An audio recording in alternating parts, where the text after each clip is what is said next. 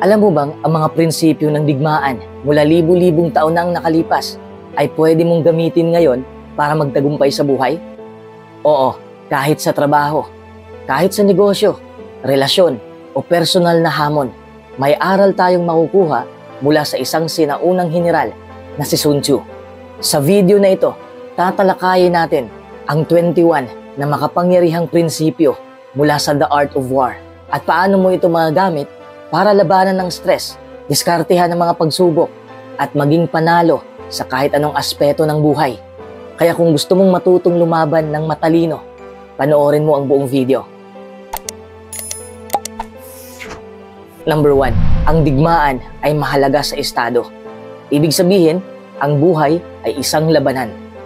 Sa The Art of War, sinimula ni Sun Tzu sa isang matinding deklarasyon, ang digmaan ay isang mahalagang bagay sa estado. Isang bagay ng buhay at kamatayan. Isang daan tungo sa kaligtasan o pagkawasak, kaya't ito ay dapat pag-isipang mabuti. Paano ito maiuugnay sa buhay natin? Sa modernong panahon, hindi na natin kailangang humawak ng espada o pamunuan ang libu-libong sundalo. Pero ang labanan, nariyan pa rin, sa iba't ibang anyo. Halimbawa, sa trabaho, araw-araw tayong lumalaban para sa promosyon, respeto at seguridad. Sa negosyo, lumalaban tayo sa kompetisyon, paghanap ng kliyente at pagpapanatili ng kita. Sa relasyon, may mga hindi pagkakaunawaan, selos, distansya na kailangan nating lampasan. Sa sarili, nilalabanan natin ang takot, pagdududa at minsan ang kawalan ng pag-asa. Ang punto, ang buhay ay hindi laging madali at hindi ka pwedeng basta-basta na lang sumugod. Sabi nga ni Sun Tzu, ang digmaan ay dapat pag-isipang mabuti. Ganon din sa buhay. Kailangan natin ng plano. Kailangan natin ng diskarte at matalinong pagkilos.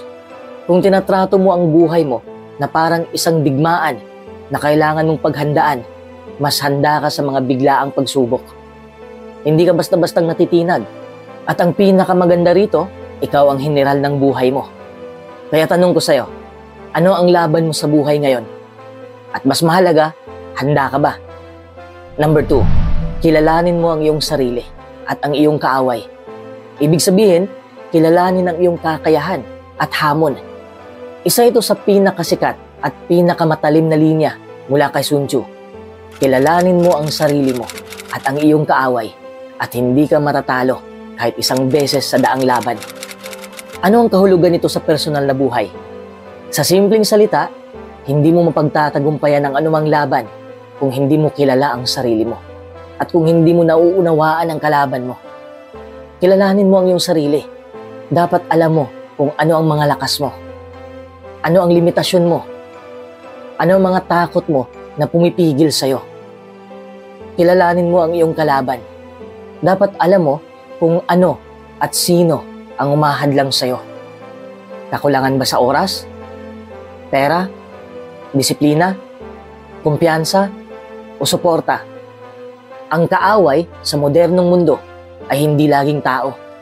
Minsan ito ay procrastination, self-doubt, negatibong kaisipan, toxic environment, insecurity, at marami pang iba. Kung usapang trabaho naman, kung gusto mong ma-promote, kailangan mong malaman kung ano ang edge mo sa iba. Anong skill ang kulang mo? Sino ang kakompetensya mo? At paano ka magiging mas valuable kaysa sa kanila? Kung sa negosyo, kilalanin mo kung ano ang kaya mong i-offer na hindi kayang tapatan ng iba. Alamin mo ang pangangailangan ng market at ang kahinaan ng kakompetensya. Kung sa sarili, kung takot kang magsimula, tanungin mo ang sarili mo, saan ba talaga ako natatakot? Kapag nalaman mo kung saan ka madalas matalo, doon ka dapat magsanay. Kung ikaw ang sundalo sa buhay mo, alam mo na ba kung anong klaseng mandirigma ka? Ang taong kilala ang sarili, pero hindi ang hamon, kalahating tagumpay lang. Pero ang taong kilala pareho, siguradong panalo, kahit gaano pa kahirap ang laban. Kilalanin mo ang sarili mo, harapin mo ang iyong kaaway, at mamuhay na parang panalo ka na. Number 3, ang digmaan ay batay sa panlilin lang. Ibig sabihin, maging matalino sa diskarte. Isa sa pinaka-kontrobersyal pero makapangyarihang linya ni Sun Tzu. Ang lahat ng digmaan ay nakasalalay sa panlilinlang. Pero ang tanong, masama bang manlinlang? Hindi ito tungkol sa kasinungalingan para sa masama. Ang sinasabi ni Sun Tzu ay ganito, sa laban, hindi laging lakas ang puhunan, kundi talino. Sa buhay, may mga panahon na hindi ka dapat maging predictable. Minsan, para makalusot ka sa problema o hamon, kailangan mong gumamit ng diskarte. Halimbawa, kapag naghahanap ka ng trabaho, hindi lang sapat ang galing. Kailangan mong ipresenta ang sarili mong may impact. Kapag may kausap kang mahirap kausap, minsan kailangan mong basahin ang kilos niya at ayusin ang approach mo. Sa isang relasyon, hindi lahat ng bagay sinasabi ng direkta. Kailangan mong intindihin ang hindi nila sinasabi. Sa negosyo o trabaho, hindi lahat ng sekreto dapat ibinubunyag. Ang matalinong negosyante, marunong pumili kung kailan magpapakita ng lakas at kailan maglalambing. Ang isang mahusay na empleyado, alam kung kailan tatahimik at kailan magsasalita. Halimbawa, may dalawang negosyante. Yung isa, palaging pinagyayabang ang plano niya. Yung isa naman, tahimik lang, pero biglang boom, nauna pa siyang kumita. Bakit? Diskarte. Hindi nagpapasikat. Hindi predictable, pero epektibo.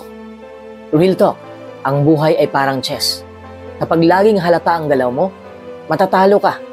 Pero kung marunong kang magtago ng lakas at gamitin mo ang iyong utak kaysa brute force, ikaw ang mananalo. Hindi lahat ng panalo ay dapat mula sa harapang labanan. Minsan, ang pinakamagagaling, hindi mo napapansin habang nananalo na pala. Number 4, mabilis na pagkilos at paggamit ng pagkakataon. Ibig sabihin, huwag sayangin ang tsansa. Isa sa pinakamahalagang taktika ni Sun Tzu sa digmaan, ang bilis ay kaluluwa ng digmaan. Gamitin ang kahandaan ng kalaban sa iyong kapakinabangan. Dumaan sa di inaasahang daan at umatake sa di naghahandang bahagi. Ano ang kahulugan nito sa buhay? Simple lang. Ang tagumpay ay para sa mga handang kumilos agad kapag dumating ang tamang pagkakataon. Sa totoong buhay, hindi sapat ang galing, timing at mabilis na pagkilos ang nagpapakilala ng tunay na panalo. Halimbawa sa trabaho, may nakita kang job opening na swak sa'yo. Applyan mo kaagad bago maagaw ng iba. Kung may business opportunity, huwag na munang palampasin habang iniisip mo pa. May pagkakataong magpakita ng talento, ibigay mo na. Hindi mo alam kung kailan mauulit yon. Opportunity knocks once. Kung hindi mo binuksan, baka sa kapitbahay na kumatok. Halimbawa rin sa relasyon, kung gusto mo ang isang tao, pero di mo masabi. Habang nagdadalawang isip ka, baka may ibang umaamin na. May problema ka ba, pero tinatamad kang ayusin? Habang pinapatagal mo, lalala lang yan. Huwag mong hayaan ang panahon ang magdesisyon para sa'yo. Ikaw ang dapat kumilos. May inspirasyon ka ngayon? Simulan mo habang on fire ka pa. May plano ka? Ang plano na hindi tinatrabaho, pangarap lang yan. Mabilis ang mundo. Kung mabagal ka, maiiwan ka. Ang mga oportunidad ay parang ulap, dumadaan at nawawala. Pero ang tanong, nasa tamang lugar ka ba para samantalahin ito? Kaya kung may dumating na tsansa, huwag kang matakot, huwag kang mabagal. Sumugod ka, diskartehan mo. Sapakin mo ang pagkakataon habang bukas ang pinto. Number 5, kontrolin ang mga likas na yaman at ruta. Ibig sabihin, gamitin ng tama ang iyong resources. Sa maraming bahagi ng aklat, binibigyang diin ni Sun Tzu ang kahalagaan ng terrain, supply lines, at control sa resources. Sa madaling salita, kung gusto mong manalo, kontrolin mo ang galaw, ang mga daanan, taguan, at supply. Dahil kung hawak mo ang lugar at resources, hawak mo ang laban. Sa buhay, ano ang likas na yaman at ruta? Hindi lang ito literal na ginto o literal na lupa o daan. Sa modernong buhay, ito ang oras mo, kaalaman mo, koneksyon mo sa mga tao, pera o kapital mo, energy at mental focus mo. Hindi sapat na meron ka. Ang mahalaga, marunong ka bang gumamit kung anong meron ka? May 24 oras ka, gaya ng lahat ng tao. Pero kung inuubos mo sa procrastination at walang saysay na scroll sa social media, ang dami mong masasayang na potensyal. Marunong kang magsulat, marunong kang mag-edit, marunong kang magnegosyo. Pero kung hindi mo yan ginagamit, wala rin. Sayang ang ginto kung ibinaon mo lang sa lupa. Hindi mo kailangan ng mas maraming resources. Kailangan mo lang ng mas matalinong paraan ng paggamit sa kung anong meron ka na. Imbis na maghanap ng dagdag na oras, i-manage mo yung meron. Imbis na mangarap ng malaking kapital, gamitin mo muna ang maliit sa matalinong paraan. Sa digmaan, ang mananalo ay yung hindi lang marunong lumaban, kundi yung marunong magtipid at magplano. Sa buhay, ganun din. Gamitin mo ang meron sa tama. At ang tagumpay, kusa ng lalapit. Number 6, ang moralidad at pagtutulungan. Ibig sabihin, pagtutulungan sa trabaho at relasyon. Sa The Art of War, binanggit ni Sun Tzu ang tinatawag na moral law o Tao bilang isa sa mga unang bagay na dapat isaalang-alang sa anumang laban. Ang moral na batas ay nagiging dahilan upang ang mga tao ay lubos na makiisa sa kanilang pinuno, kaya't sila ay susunod sa kanya kahit kapalit pa ang kanilang buhay. Ang tunay na lakas ng isang hukbo ay hindi lang nasa armas, kundi sa tiwala, respeto at pagkakaisa sa loob. Sa totoong buhay, ang bawat laban sa trabaho, sa pamilya o sa relasyon ay mas nagiging magaan kung may moralidad at pagtutulungan. Kahit gaano kagaling ang isang empleyado, kung kanya-kanya ang diskarte, tiyak may sablay. Pero kung lahat ay may respeto sa isa't isa, may tiwala at may malasakit sa layunin ng grupo, walang imposible. Kahit gaano pa kabigat ang proyekto, ang samahan na may tiwala ay samahang matatag. Kahit pa maraming pagsubok, sa isang pamilya o relasyon, hindi sapat ang pagmamahal. Dapat may tiwala, dapat may respeto at pag-unawa. Dapat nagtutulungan kayo, hindi nag-uunahan. Dapat isa ang direksyon ninyong dalawa, hindi kanya-kanyang daan. Ang tunay na pinuno ay sinusunod hindi dahil sa takot, kundi dahil sa tiwala ng mga tao sa kanya. Paano mo makukuha yan? Sa pamamagitan ng pagiging patas, makatao, at may malasakit. Ang digmaan ng buhay ay hindi nasusukat sa galing ng isa, kundi sa pagkakaisa ng lahat. Kapag nagtutulungan kayo, hindi lang laban ang napagtatagumpayan, kundi nabubuo ang isang matibay na samahan. Number 7, ang paggamit ng estratehiya sa halip na lakas. Ibig sabihin, diskarte bago lakas.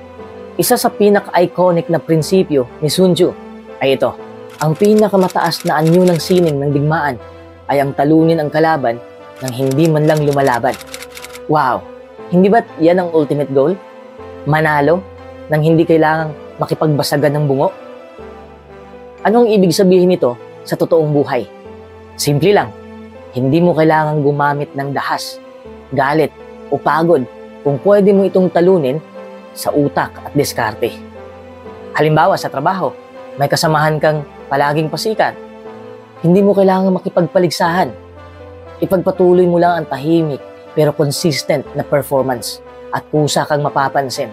Sa halip na mag-overwork, baka kailangan lang ayusin ang sistema at priorities. Work smart, not just hard. Hindi laging ang malaki ang nananalo, kundi ang marunong magdiskarte. Halimbawa sa relasyon o personal na hamon, hindi kailangang sabayan ng init ng ulo. Minsan, ang pananahimik at pagkontrol sa emosyon ang tunay na panalo. May problema ka? Hindi ibig sabihin, kailangan mong piliting malutas lahat sa isang bagsakan. Minsan, ang solusyon ay analysis, timing, at paunti-unting aksyon. Hindi bigla ang puwersa, hindi palakasan ang labanan sa buhay. Ito'y palinawan, pag-timing, at tamang pagkilos. Kung kaya mong ayusin ang isang sitwasyon bago pa man ito lumala, kung kaya mong paikutin ang problema gamit ang talino kaysa init ng ulo, ikaw ang tunay na matalino. Number 8, ang pagpapahalaga sa logistic at supply. Ibig sabihin, pagpaplano ng gastos at enerhiya.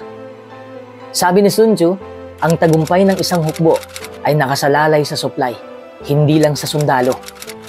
Ano ang ibig sabihin nito sa ating buhay? Walang laban ang magtatagumpay kung wala kang sapat na lakas, oras, at plano. Hindi ka pwedeng lumaban kung gutom ka, kung pagod ka, o paubos na ang resources mo. Kaya dapat pinagpaplanuhan mo ang paggamit ng pera, oras at enerhiya. Hindi sa kung gaano ka kagaling, kundi sa kung paano mo iniipon at ini-invest ang lakas mo araw-araw. Kasi kahit gaano ka pa kasipag, kung laging ubos ang supply mo, hindi ka uusad. Ang taong marunong mag-budget ng pera ay parang sundalong may sapat na bala. Hindi ka nababagsak dahil kulang ka sa talento. Kadalasan, dahil nauubos ka bago mo pa makuha ang goal mo. Kaya sa digmaan ng buhay, planuhin mo ang galaw mo. Itabi mo ang lakas para sa mas malalaking laban. Huwag mong ubusin ang resources mo sa maling panahon. Ang taong mahusay magplano ng supply ay handa sa mahabang digmaan. Ang taong laging bara-bara, madaling mapagod, madaling matalo. Number 9, pag-iwas sa matagal na digmaan. Ibig sabihin, iwasan ang matagalang stress. Sa The Art of War, sinabi ni Sun Tzu, walang bansa ang nakinabang sa matagalang digmaan. Ano ang ibig niyang sabihin? Ang digmaan na tumatagal ay ubos sa resources, ubos sa lakas, moral at buhay. Sa totoong buhay, hindi mo kailangang literal na nasa giyera para maapektuhan ang prinsipyo na to. Sa modernong panahon, ang matagalang digmaan ay matagalang stress. Halimbawa sa trabaho, lagi kang overtime, lagi kang puyat, lagi kang pressure. Yes, productive ka sa umpisa. Pero kapag paulit-ulit at wala kang pahinga, burnout ang susunod. Ang pagiging masipag ay maganda. Pero kung wala kang boundaries, mauubos ka. Walang nananalo sa labang sinasagad ang sarili araw-araw. Minsan, tayo mismo ang kalaban ng sarili nating peace of mind. In-stress natin ang mga bagay na wala naman sa kontrol natin. In-stretch natin ang sarili para lang patunayan ang worth natin. Hanggang sa tayo na mismo ang nasisira. Ang matalinong mandirigma, hindi sinasagad ang laban. Pinipili niya ang tamang timing at nag-iiwan siya ng puwang para sa pahinga. Kapag ang laban ay wala ng patutunguhan, kapag ang stress ay hindi na healthy, kapag ang sakripisyo ay ubos na sayo, matuto kang umatras, huminga at magpahinga. Hindi ibig sabihin ng pag-atras ay talo ka. Minsan, yan ang simula ng mas matalinong galaw. Hindi lahat ng kalaban kailangang tapusin. Yung iba, kailangan mo lang layuan para mabuhay ka ulit. Number 10, ang kakayahang magpabago ng estratehiya. Ibig sabihin, maging flexible sa buhay. Sabi ni Sun Tzu, kapag nasa isang mapanganib na lugar, huwag magkampo. Sa mga sitwasyong napapaligiran, kailangang gumamit ng estratehiya. Sa desperadong kalagayan, kailangang lumaban. Ano ang ibig sabihin nito? Ang tunay na magaling na mandirigma ay hindi nakakulong sa iisang plano. Marunong siyang umangkop, lumihis, at mag-adjust. Depende sa sitwasyon. Walang perpektong plano, walang guaranteed formula, at walang permanenteng direksyon. Kaya kung gusto mong magtagumpay sa totoong buhay, kailangan mong matutong magbago ng diskarte kapag hindi na umiepekto ang dati. Kung gusto mong magtagumpay sa isang mundong laging nagbabago, dapat ikaw mismo marunong magbago. Ang taong stiff, laging nababali. Pero ang taong flexible, lumalampas sa bagyo. Hindi lahat ng daan diretso. Pero kung marunong kang umikot, siguradong mararating mo pa rin ang pupuntahan mo. Number 11, pag-iwas sa labanang walang benepisyo. Ibig sabihin, piliin ang mahalagang laban. Sabi ni Sun Tzu, may mga landas na hindi dapat tahakin, mga hukbong hindi dapat salakayin, at mga bayan hindi dapat kubkubin. Ibig sabihin, hindi lahat ng laban ay dapat salihan. Hindi lahat ng gulo ay dapat patulan. Hindi lahat ng hamon ay dapat tanggapin. Sa buhay, bakit mahalagang piliin ang laban? Dahil limitado lang ang lakas mo. Limitado ang oras mo. At higit sa lahat, may mas malalaki kang laban na dapat paghandaan. Halimbawa, may nakita kang comment na toxic o mali.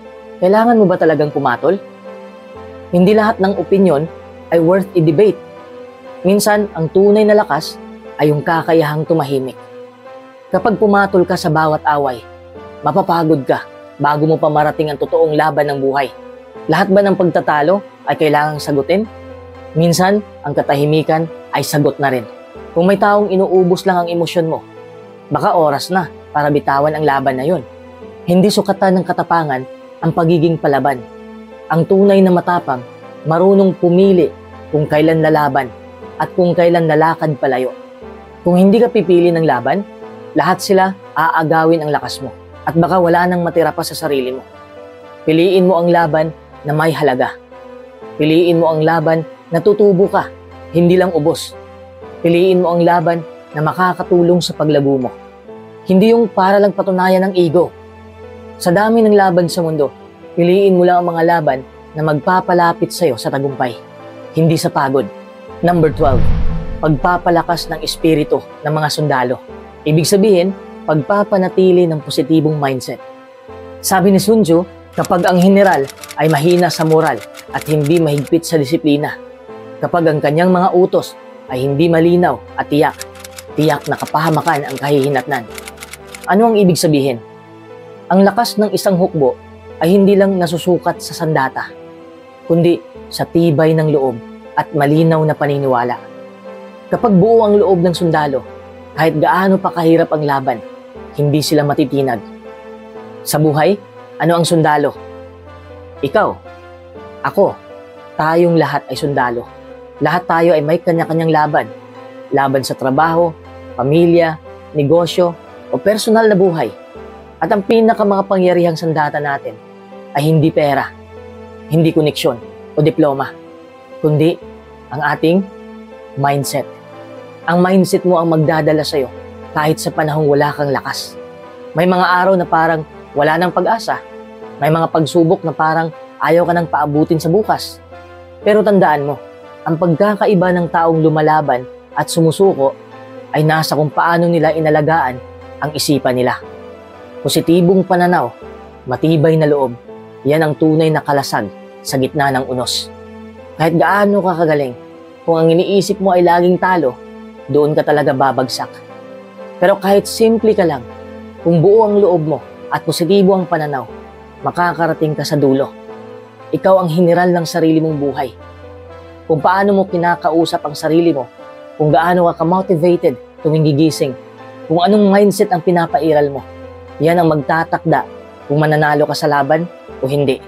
Hindi sapat ang lakas ng katawan. Kailangan mo rin ng lakas ng isip at puso. Panatilihin mong matatag ang loob mo dahil minsan yan lang ang puhunan para makalaban pa. Number 13, ang gamit ng espiya at impormasyon. Ibig sabihin, magsaliksik at matuto. Sabi ni Sun Tzu, ang marunong na pinuno at ang matalinong general ay gumagamit ng mga espiya upang makakalap ng impormasyon. Ano ang ibig sabihin? Sa digmaan, ang impormasyon ay kapangyarihan. Hindi ka lalaban ng bulag. Hindi ka susugod sa dilim. Kaya ang tunay na matalino, nag-iimbestiga, nag-oobserba at laging may alam. Para bang espiya, hindi ito tungkol sa paniniktik. Ang ibig sabihin nito sa modernong panahon ay magsaliksik ka. Magbasa ka, matuto ka bago sumabak, bago ka magdesisyon. Mag-reflect ka muna, magtanong, mag-research, huwag lang padalos-dalos. Ang daming pagkakamali ang naiiwasan kapag may sapat kang kaalaman.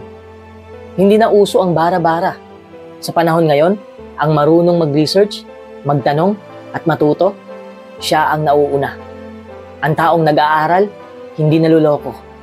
Ang taong may kaalaman, hindi basta natatalo.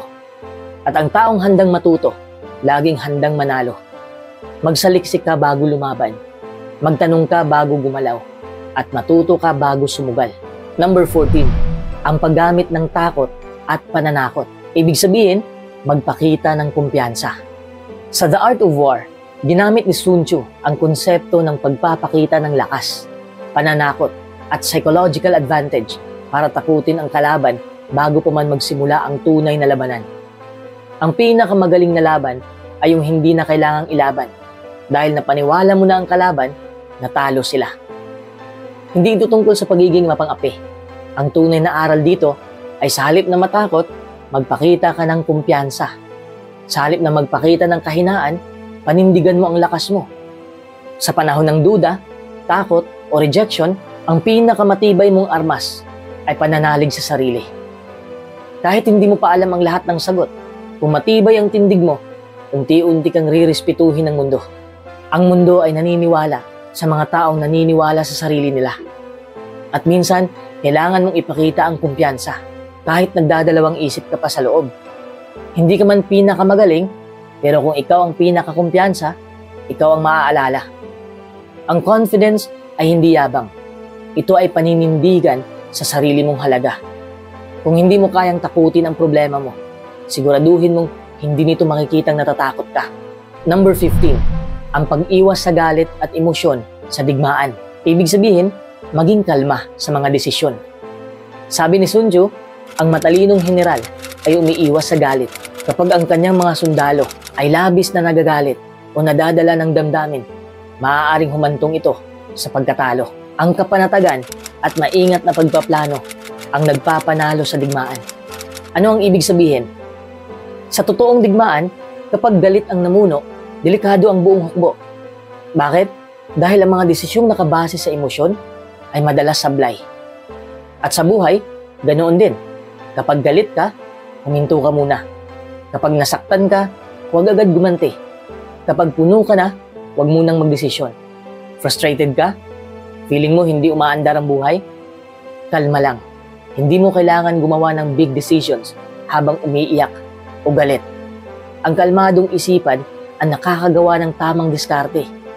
Hindi mo makukontrol ang emosyon, pero pwede mong piliin kung paano ka tutugon. Kapag ang apoy ng galit ang gumabay sa desisyon mo, ikaw rin ang masusunog. Pero kapag ang lamig ng isip ang namuno, doon ka makakagawa ng hakbang na panalo. Kaya kalma ka lang, dahil ang panalo laging kasama ng may malinaw na isip. Number 16, ang pagtutok sa pangunahing layunin. Ibig sabihin, huwag magpa-distract.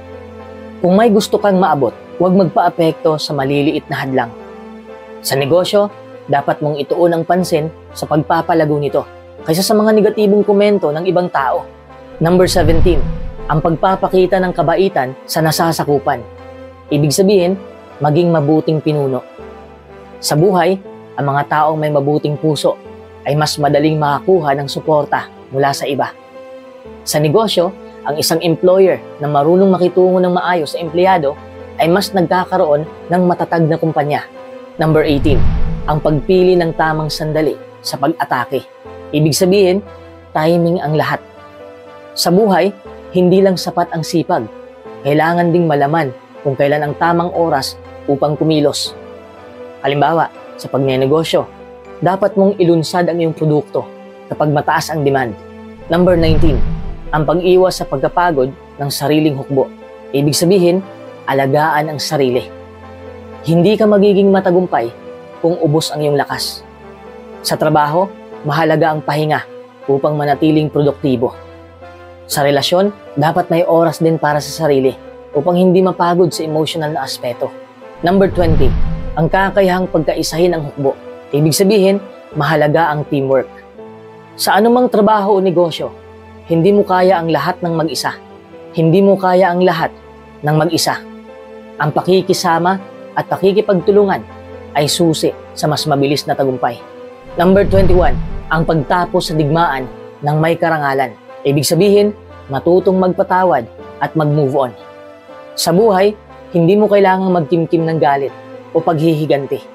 Ang tunay na tagumpay ay ang kakayahang mag-move on at mabuhay ng may kapayapaan. Sa kabuuan, ang mga prinsipyo ni Sun Tzu ay hindi lamang tungkol sa digmaan, kundi isang gabay sa tamang diskarte sa buhay. Kung matutunan mong gamitin ang mga ito sa tamang paraan, mas madali mong malalampasan ang mga hamon at makakamit ang iyong mga pangarap. Lahat tayo ay may kanya-kanyang laban araw-araw, pero hindi lahat marunong lumaban ng may diskarte. Kung natutunan mong gamitin ang mga aral ni Sun Tzu sa buhay mo, ikaw ang magiging general ng sarili mong kapalaran. Kaya kung nagustuhan mo ang video na to, huwag kalimutang i-like, mag-subscribe, at i-share ito sa mga kaibigan mong kailangan ng inspirasyon. Comment mo rin kung alin sa 21 principles ang pinakatumatak sa'yo at bakit. Hanggang sa susunod, at tandaan, ang tunay na panalo ay hindi lang sa labanan, kundi sa tamang pag-iisip bago pumasok sa gulo.